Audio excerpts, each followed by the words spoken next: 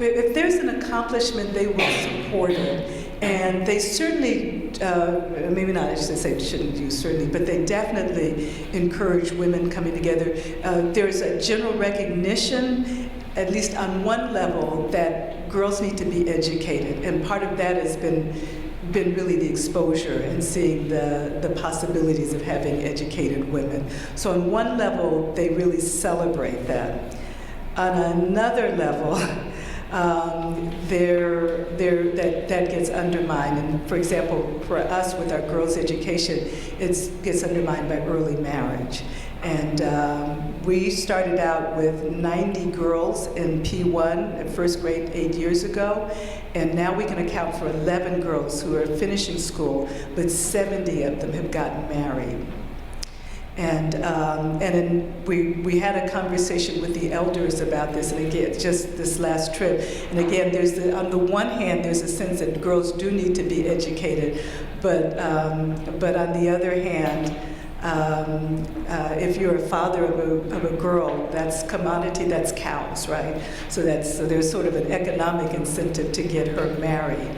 And so that's been a real challenge. But we have not had any pushback from the community in terms of the girls' education. And again, we didn't start the school. They started the school, and we've supported it. And our teacher training is one that we made available to a number of teachers in a number of different schools, not just the co-ed school. So again, on one level, we get great support, but there are some other ways in which that gets undermined.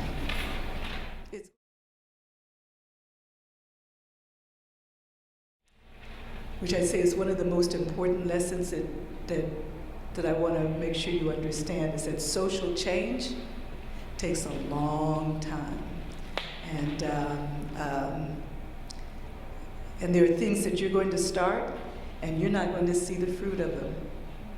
And you're going to raise your sons and your daughters so that they will be prepared to see the fruit of that.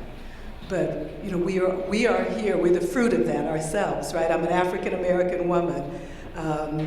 Somebody died. Somebody shed blood.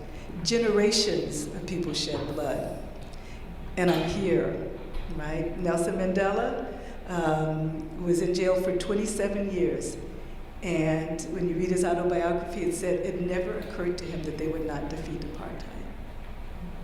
27 years.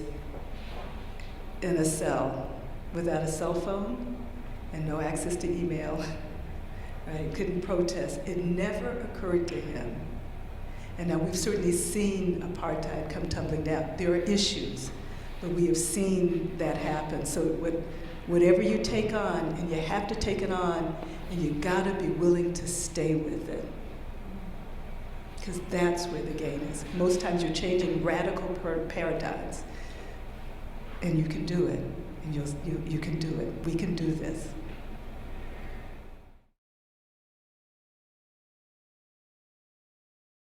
Okay.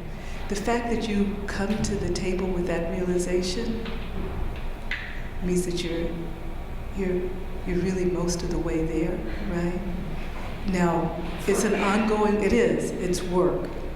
It's an ongoing work. It's an ongoing checking yourself, holding yourself accountable around certain principles, holding yourself accountable, you know, even in terms of those interactions. If, you know, having the women, whoever you're working with, hold you accountable. So the realization that this could potentially happen, that I could be that person, is the first step toward counteracting that. And what I have learned is to show up with your authentic self and all of your humanity. And you're right, a lot of times we come wearing our divinity, right? That we know that's part of it. But show up wearing your humanity, and it will be well received. It will. I mean, some people say, well, since I'm white, is that no. Just show up as who you are, and with a sincere desire to serve. You know, people talk about, are you here to help or fix? And you know, but you're here to serve, and you'll be okay.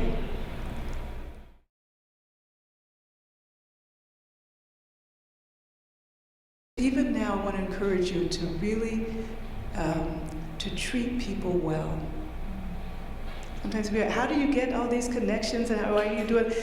Where you are, treat people well. Live a life of integrity now. You'll make mistakes, but purpose in your heart to be a person of integrity.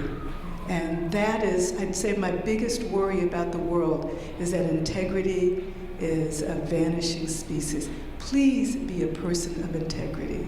Please know what you stand for and walk in the way that you know to stand. Be that person. And you're going to find over the decades, it's coming back to visit you. And you will honor Tufts. And you'll honor your faith, and you will be a tremendous blessing. So thank you so much for blessing me, for encouraging me, and I hope that I've perhaps informed and inspired you to find your calling and begin to walk in it. Thank you very much.